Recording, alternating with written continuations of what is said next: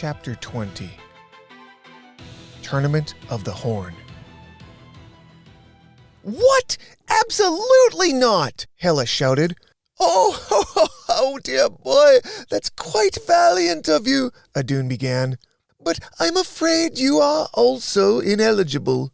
"Thank you," Hela added with a huff. "Why?" Fald interjected. "What do you mean, why?" Hela snapped back. "He's only 9 years old, and he can't even wield a flame." "I can teach him," Fald said. "Could have him wielding today, no problem." Hela's mouth opened, but nothing came out. She was flabbergasted by the audacity. "Fald, he is a son of the Culls," Adun pointed out. "Farah may compete for a runt under your house's name, but young Senna could not." Fald lifted his chin, his demeanor changing from nonchalant to impudent. "With respect, let's be honest here. There are 13 tribes, and there's zero chance that all of them send a representative. Just look at Scatter's attempt to gather a group. He pleaded up and down the Hallhorn for months just to put together 3 willing, and one of them just went to babysit him. We have an embarrassing lack of warriors these days across all the tribes. I say anyone willing to become an anointed warrior should have every chance. I thought we were a fearsome people." Adun stood there in silence, listening. "My paw's too nice to say it, but we've raised more Hallhounds than the tribes have raised warriors for them. Let the kid try. His sister's already a legend. Just mark him down as a substitute for any of the tribes who don't send someone. I mean, is he Thutin or not?" Adun appeared somber, considering what Fald said. Hela was not. "You must be joking, Fald. Is this a joke to you?" she shouted. "'Cause it isn't funny to me. That's my little brother you're talking about." "Hela?" Senna interrupted her scolding. "What, Finn?" she snapped. "Hela, nobody's making me do anything. I want to enter." Hela, Adun, and Fald looked at the young boy. For someone so small and soft-spoken, he commanded attention when speaking his mind. "You're my big sister, Hela. You've always been there for me, but you've always looked at me like your little brother who needs to be protected. But who protects you, Hela? Scatter did before, but not after last night. No one loves you more than me. Let me be strong. Let me try to be strong. Strong for me and strong for you. Just let me try, Hela." Senna's words were simple, but they breached Hela's defenses. She couldn't help but feel protective. It was her nature. But she could see the same in her brother now. He loved her and wanted to take care of her. And who was she to say he shouldn't?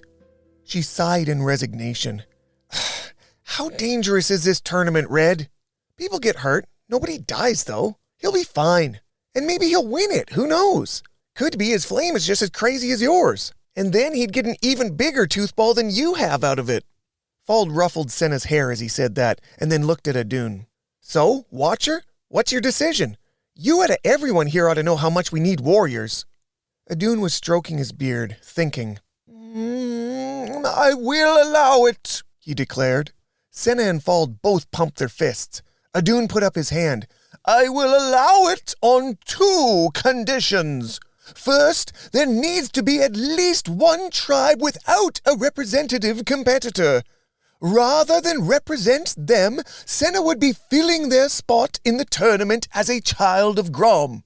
Second, his flame must awake before sunrise tomorrow, the day of the tournament. This is non-negotiable. No one, Thutin or not, can meld with a Hallhound without the ability to wield the unvanquished flame of Grom." Adun looked at Senna and Fald. "Are we agreed?" Senna grabbed Fald's hand and said in a loud, confident voice, "Yes, sir, thank you." Hela didn't know if she should feel frustrated or proud, but it was out of her hands now. She wasn't thrilled with the idea of her little brother competing against flame-wielding Thutins, but she was more than a little excited by Fald's claim that he could awaken Senna's flame before the end of the day. "Okay, Cullbreakers," Fald said. "Who wants to go find out what Finn's got in him?"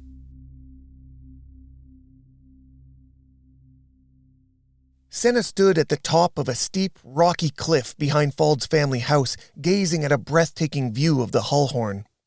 "It's a sharp drop to certain death from here, Finn," Fald said as they both stood one stride from the edge.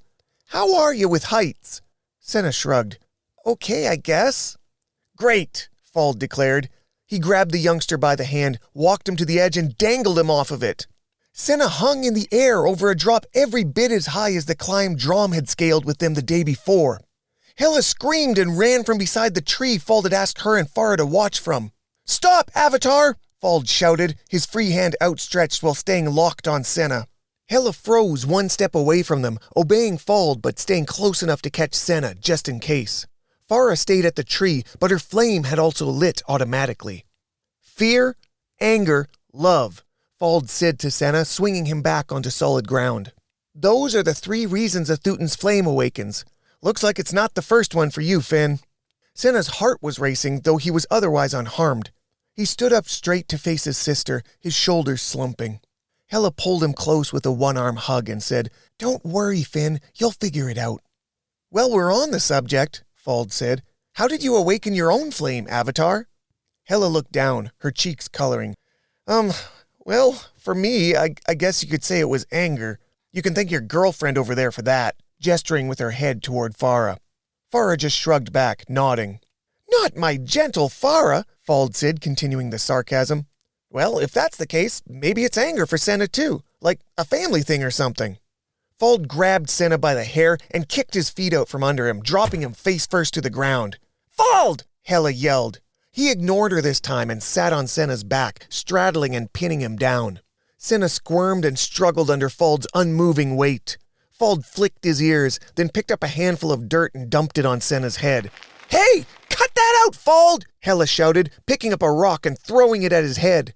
"Whoa, wow, okay, boy, wow. Looks like I'm getting your sister more riled up than you, Finn, and I don't think either of us would survive that." Fald got off Senna, picked him up and brushed off his head. He crossed his arms and held his chin, pondering for a moment. "Senna," Fald started. "Yeah?" he replied, brushing dirt off his face. "You told Adun you wanted to protect your sister, right?" "Yeah, that's right. I want to be strong enough. That's why I'm entering the tournament." "Well, you're not entering anything without being able to wield your flame. In fact, you don't even stand a chance of protecting her without it. You're too little, too weak."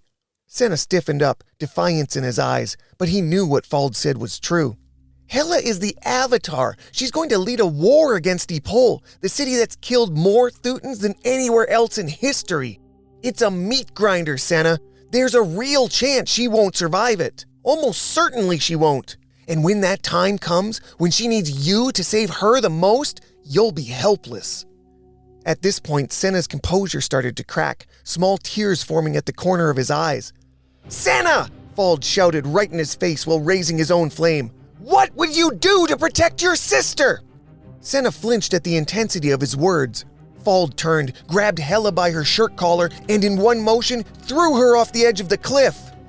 "Hela!" Senna screamed, leaping past Fald, off the cliff after her. Farah sprinted toward the edge of the cliff, but Fald grabbed her before she could reach it. She had just wound up her fist when a gigantic shadow passed over top of them. The figure of an enormous hull hound landed beside Fald, its eyes glowing red. On its back were both Hela and Senna. Hela hopped off, vibrating with fury. "You slimy, red-headed rat!" she screamed, rushing at Fald. Farah intercepted her, throwing her hands in between the two, then jabbed her finger back at the hull hound. Hela looked over her shoulder and saw Senna still sitting on the hound, looking down. Her eyes widened. "Finn, your chest!" Senna gazed up at her with a quivering smile, tears in his glowing red eyes. He hopped down and dashed in one blinding movement into Hela's arms. Both of them embraced, crying, their flames growing brighter and brighter. Fald reached out and held Farah's hand, pulling her close, chuckling to himself, and said, "It was love."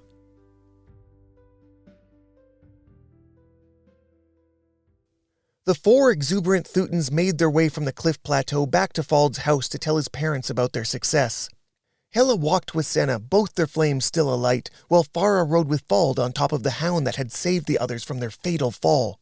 "You know," Fald started, "there aren't a lot of Thutans melded with a hull hound who aren't warriors. I'm not bragging, well, maybe a little, but I'm pretty lucky that way." He ruffled the hound's thick mane. "Hearn here comes from a leader line of hounds. Since our family raises and tends all the new hull hounds, me and Pa need to have leaders to meld to if we hope to control them."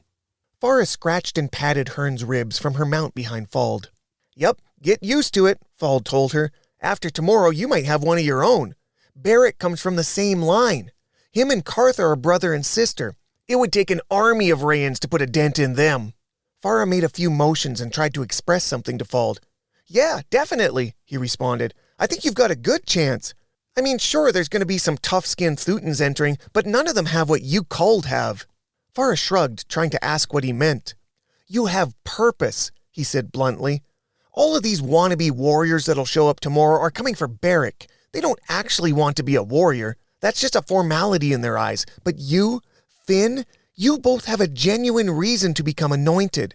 For love, for vengeance, for justice, those are real, not just some scary animal to ride. Farah drew her shoulders back and smiled. Fald was right. She ached for vengeance. For every time she was helpless in that prison city, she longed for retribution against the people who had abused her and her people. That thought alone drove her. That, and maybe a little love now, too. They reached the back deck of the family house and dismounted Hearn, who ran off back to the cliff to rejoin the other hounds of his pack. Ardeen walked out of the house to meet the returning group. Oh, Senna, congratulations! She beamed at the little boy. I could feel your awakening from here. Grom has blessed another of her children with her glory. It makes me so happy. Senna went pink, shuffling his feet. Didn't take much, Fald added. Just had to throw his sister off a cliff and boom, the little kid's a flame ball. Wonderful, came the paradoxical response from Ardeen. Adun will be so happy to announce him tonight at the recitation. Yeah, we won't be there tonight, Ma, Fald said. Both Finn and Farah can wield now, sure, but they're both pretty new to it, so I figure I better use the rest of their time to practice before the tournament tomorrow. Ardeen's eyebrows crinkled, then she huffed. I suppose that would make the most sense. Adun will understand. Well, if you're going to be using your flames for the next while, let's make sure you eat first. Come in here, kids. I've already got something on the stove.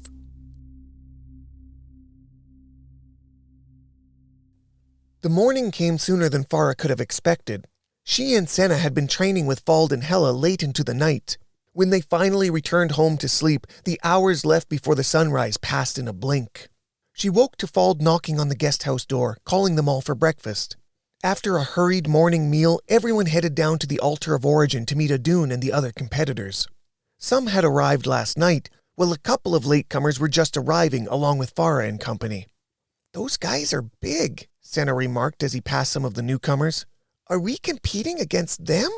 Maybe. Some of them for sure, Fald replied. We'll see who Adun announces before we find out the pairings. But don't worry about their size, Finn. Just remember everything we went over last night. What matters is your flame and your ability to use it. You're gonna do great, little brother, Hela added, giving him a one-armed hug as they approached the town circle. When they got closer to the altar, Adun stood up and raised his hand, signaling everyone to be seated. Welcome, Thutans, travelers, children of Grom. Be welcome this morning in the village of Irunt. Today marks an auspicious occasion. Here at this sacred altar shall be anointed a new warrior of Grom. Whosoever conquers the challenges of today's anointing tournament shall be christened an anointed warrior and become melded with the noble hull-hound Barrick. Many have heeded the call to this challenge and made the perilous trek to our village from afar. We thank you and recognize your bravery and representation of your blessed villages and peoples. All challengers, please come forth to be recognized by the altar of origin and paired for the tournament. Farah looked over to Senna, grabbed his hand, and stood up to make their way to the front. As they approached, a small murmur rippled through those gathered. Hey, those are two of the Culled kids, Orun shouted. He was standing near the back of the benches. They aren't eligible. Silence, Consul, Adun called. Everything has been validated. Farah, previously of Cull, has been accepted under the household of Jortan and Ardeen of Irunt. What? That's outrageous! She was not born in Irunt. How can she represent us? Orund argued. She is the only entrant who has stood to represent Irunt. Consul Orin of Irunt, if you so wish, you may take her place in this tournament of anointing. Arunt slouched back down in his seat at the suggestion, murmuring, "It's just outrageous is all." "So be it," Adun continued. "As for young Senna of Kull, he has been granted blessing to take any vacant spot left unfilled by any of the 13 competing tribes." As she listened, Hela looked at the row of competitors in front of the altar and quickly counted them up. 6? Is that right? That means only 4 out of the 13 tribes bothered to come compete today. She scoffed at Fald, who was sitting beside her. We make up 1/3 of all free Theutons willing to become warriors. Unbelievable! Fald replied in a hushed tone. This is why we need more people like Farah and Finn, Hela. Why I wouldn't let Adun disqualify them over politics. We're in a pathetic state as a people right now, and no one's willing to admit it. Adun continued. As there are open spots in this event, Senna of Kull shall be permitted to compete as a child of Grom and representative of the Stolen. A few more murmurs came from the crowd, but no more protests.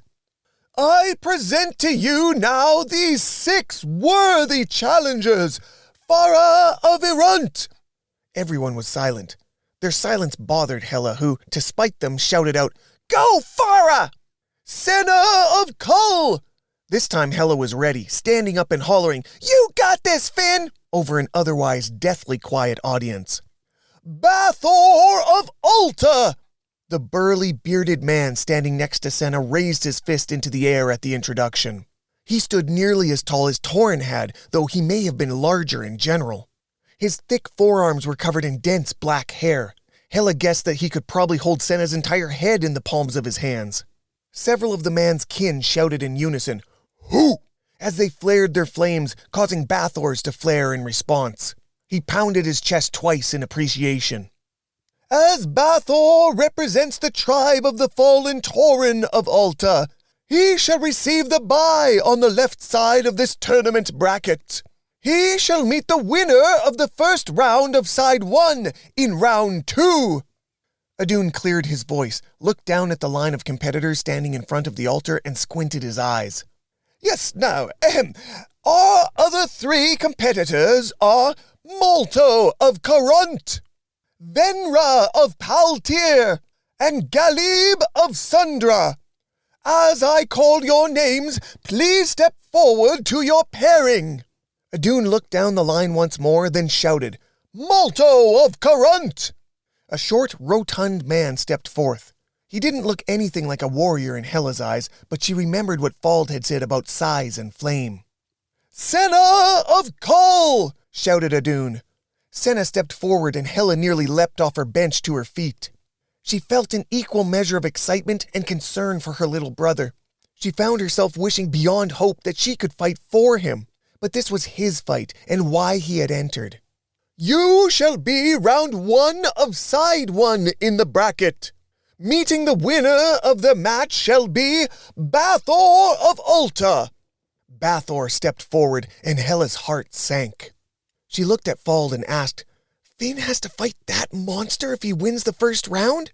Yep, Fald replied, arms folded. He'll be a tough ask for anyone today, but don't underestimate Senna. You saw how fast he picked things up last night. Fald's vote of confidence didn't help soothe Hela's concern. Adun continued with his announcements. Farah of Irunt! Farah raised her chin and stepped forward, jaw set with determination. Venra of Paltir! A woman older and taller than Farah stepped forth from the altar line. She had a slender build and long, wild black hair. This shall be round 1 inside 2 of the tournament bracket, Adun proclaimed. Farah looked into the eyes of her competitor, sizing her up. At first, Venra met her stare, then broke her gaze to look down at the ground. Whoa, Hela exclaimed to Fald. Farah looks intense today. This may come as a surprise to you, Fald replied, but she's my favorite to win it all. I mean, no offense to you and Finn. Hela gave a coy grin. I hope they both meet up in the finals, then I'll bet my morning meal on Finn to win it. You're on, Fald said. finally, Adun shouted. This leaves Galib of Sundra with the bye on side 2. He shall meet the winner of round 1 on side 2 to determine who faces the finalist of side 1 for the honor of being anointed warrior of Grom and master to Barak. The crowd all shouted, Grom's love, in reply. Come all to the forest of Irunt to witness these challengers battle for this honor.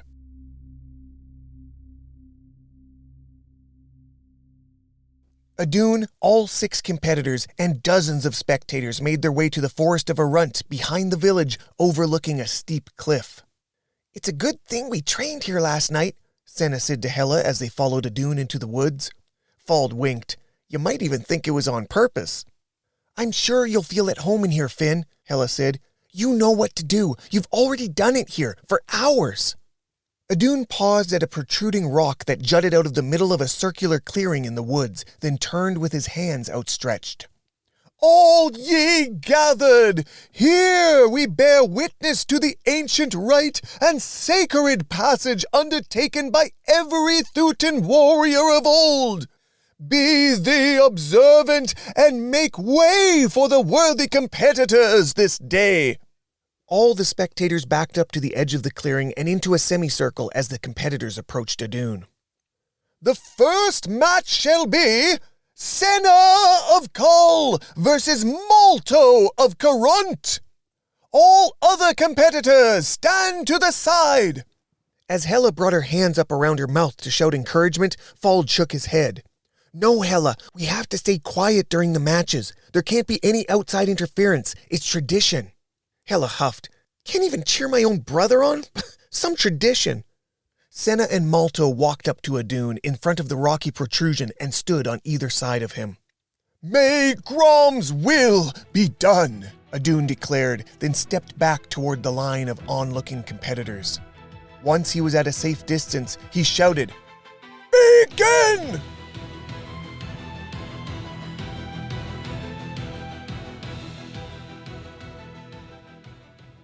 Fald turned to Senna. Okay, New Flame, you're fed. We're in a remote wooded area. Now show me what you can really do. After stuffing themselves with food, the 4 young Thutans were now in the forest of Irunt to prepare for tomorrow's tournament. Okay, Senna replied, biting his lower lip. But Fald, how do I turn it back on?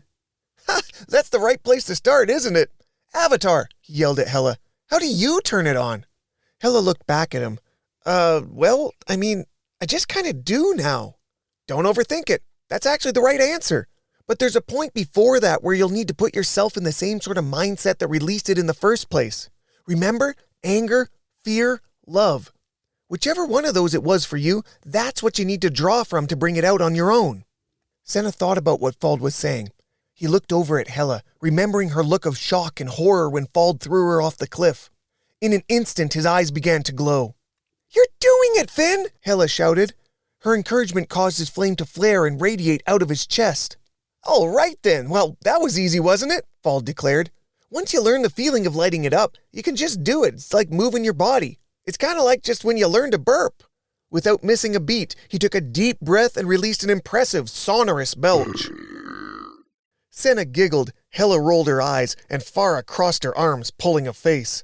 Oh, don't be like that, Farah, Fald said. If you've ever made yourself burp before, you'd get the comparison. Don't tell me you haven't. Farah raised an eyebrow in response to his question. You haven't? Wow! Actually, you know what? I haven't seen you stoke your own flame before either. Raise your flame for me right now. Farah just stared daggers at him, but she didn't light her flame either. No problem, don't be embarrassed. You're probably new to it too. I never even thought to ask. But you're going to have to light it tomorrow and every time after that once you're melded with Barak. So go ahead, think back to when you first... Before Fald could finish his sentence, Farah's eyes glazed over. At that moment, she erupted in a monstrous red glow that blew the leaves off the surrounding trees. Fald shaded his eyes from the glow, his hair whipping at his face. Now that's what I'm talking about! There isn't a competitor who's ready for that tomorrow! Farah snapped out of her momentary daze and gazed down at her brightness in awe. It's perfect! Beautiful and terrifying in equal proportion, Fald said. Boy, can I pick 'em or what? He raised his own flame and looked at Senna and Farah. By the end of the night, you're going to light up at will. But I also plan to teach you some of my favorite sneaky tricks to use when you do. Hela spoke up. How exactly do they win in this tournament, Fald? You said no one gets killed, but that doesn't really explain what they have to do to win. Oh, it's simple. You win in one of three ways. 1, you pin your opponent's shoulders to the ground. 2, you knock your opponent unconscious. Or 3, Adun disqualifies your opponent, but that one almost never happens. What would have to happen for Adun to do that? Senna asked. Well, Fald thought for a moment, one of the competitors would have to do something heinous, like slashing their opponent open or tearing a limb off or something not becoming of civil competition. But like I said, don't worry, that almost never happens. Senna looked towards Hela, wide-eyed. Those reassurances weren't enough to minimize his fear of getting maimed all of a sudden, but he didn't say a thing. But let's get to training now, New Flames, Fald ordered. We're wasting time where I could be getting my butt kicked by Farah. He leapt straight up, landing on a large branch high above the ground. Farah smirked at his comment and also launched herself up into an adjacent tree. Streaks of red cut through the woods well into the night as Fald did his best to prepare Senna and Farah for tomorrow's impending gauntlet.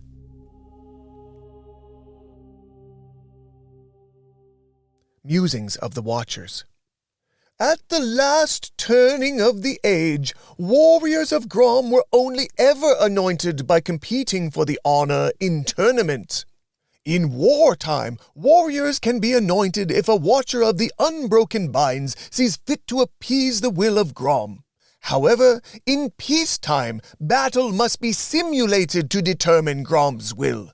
Since the Great Culling, new warriors have only ever been anointed in this manner.